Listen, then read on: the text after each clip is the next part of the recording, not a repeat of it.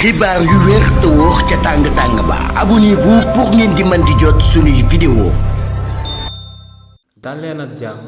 seen bi di Buzz 221 HD démb ñett influenceurs yu daal di féetewoo ci parti bi di Pastef lañ taxawaloon ci kanam yoonu réewu Sénégal di leen daan àtte ku ci jiitu du kenn ku dul Adama Diop di akub influenceur bu kenn dootu présenté ci réew mi di Sénégal te mu daal di jege lool député bii di Cheikh Thioro Mbacké kookee nag dafa yëkkati woon ay kàddu daal di xamal sénégalais yi que ne moom dafa amoon akub projet te li ni mel moom moo sababoon mu bindoon akub demande jëmale ko ci agence nationale bi nga xam ne kii di Aïda Mbodj moom moo koy daal di jiite te muy DER nee nag ginnaaw ba mu amalee demande boobee ba mu des lu dul ñu daal di koy financé mais bés ba mu demee ngir daal di récupérer xaalis bi ne dafa daal di fekk ñu daal di récupérer xaalis boobee ba noppi daal di koy xamal que ne du ci carte d'identité am lañ ko daal di récupérer waaye ne xaalis boobee lu leer ba am moom mooy que ne daal dinañ koy récupérer ci beneen carte d'identité te ne moom moo amaloon demande bi li ni mel nag da doon tekki que ne kon ci biir DER bi nga xam ne actuellement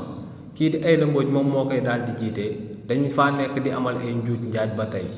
loolee nag moom moo sababoon kii di Aïda Mbodj meroon bu futtu daal di porter plainte jëmale ko ci jëmm kookee di Adama Diop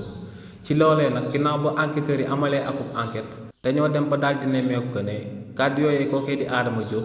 yëkkati dara xaajul ba ci dëppoog lu am te loolee moom moo sabab kookee di Adama Diop ñu téye woon ko daal di koy tëj ci prison Mamel ci biir Liberté 6 kookee di Adama Diop nag démb la taxawoon di daan layoo jëmale ko ci kàddu yooyee mu yëkkati woon daal di koy jëmale ci kaw kii di Aïda Mbodj kookee nag ginnaaw bañ ko dégloo ba noppi daal dinañuy xamal Sénégalais yi que ne ci lundi bi ñu jëm lay taxawaat ñu daal di joxe àtte bi ndax dinañ ko daal di daan waaw wala déet jëmale ko ci kàddu yooyee mu yëkkati woon daal di koy jëmale ci kii di Aïda Mbodj ginnaaw loolee yeneen ñaari patriotes yi ñu daan àtte démb ci biir tribunal des flagrants délits bu Dakar du kenn ku dut kii di Lamine Daaru waaye tamit ak kii di Boy Dakar ñaar ñooñee nag ginnaaw bañ taxawee ci kanamu juge bi kàddu yi nga xam ne moom lañ yëkkati woon dañ koo daal di dëggal ndax kii di Lamine Daaru ak kii di Boy Dakar ñoom ñaar ñooñee ñëpp luñ ànd daal di wax moom mooy que ne lu sabab ñu daal di génn daal di yëkkati ay saaga daal di koy dagg jëmale ko ci opposant yi daal di nekk ci réewu Sénégal lenn la rek te moom mooy que ne waa opposition bi ginnaaw bañ fi daan amal aku manifestation ngir daal di jàmmaaloog régime bu bees bi dañ doon yëkkati ay kàddu yu ñaaw a ñaaw di ko doon teg ci ndodd premier ministre bii di Ousmane Sonko te ñoom ñaar ñooñu ñëpp ne li ni mel da leen a métti woon te loolee moom moo sababoon ñu génnoon daal di toppal seen mer ñoom itamit daal di riposté Lamine Daaru daal di yëkkati kàddu yu ñaaw a ñaaw daal di koy jëmale ci opposition bi kii di Boy Dakar daal di yëkkati ay kàddu yu ñaaw a ñaaw daal di koy jëmale ci ndodd kii di président Macky Sall ñoom ne li ni mel moom moo sababoon ñu amaloon seen taxawaay boobee ginnaaw nag ba ñaar ñooñee dëggalee seeni kàddu procureur de la république daal dinay sàkku ci juge bi nga xam ne moom moo doon àtte procès bi ngir mu daal di jël ay daan yu diis daal di koy teg seen ndodd ne ñaar ñooñee nga xam ne dañoo daal di féetewoo ci parti au pouvoir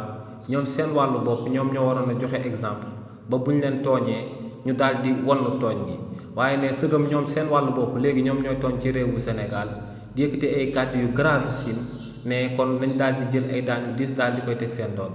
procureur de la république lu mu daal di sàkku moom mooy ñaar ñooñee ñu daal di jël juróom benn weeru kaso si nga xam ne ñett yëpp dañ koy daal di tëdd ci kaso bi ñu daal di koy teg seen ndodd waaye tamit daal di nay sàkku ku nekk si ñoom ñu daal di koy amande si lu tolloog 100 000 francs CFA bu ko defee ñaar ñooñee daal di servir d'exemple ci réewu Sénégal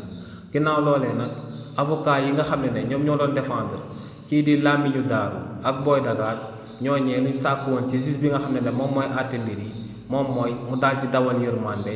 ba noppi daal di koy sàkku mu daal di relaxé ñaari client yii di Boy Dakar ak kii di Lamine Daaru si li ni mel nag juge bi nga xam ne moom moo doon àtte procès bi moom bés bi nga xam ne moom la na ma daal di joxe verdict bi daal dina koy dàq tamit ba lundi ndax ne le 20 octobre bi ñu jëm si lay daal di joxe verdict bi si bés boobee lay daal di wax tax dina daal di jël ay xeetu tuuma daal di koy teg ci ndodd Lamine Daaro ak Boy Dakar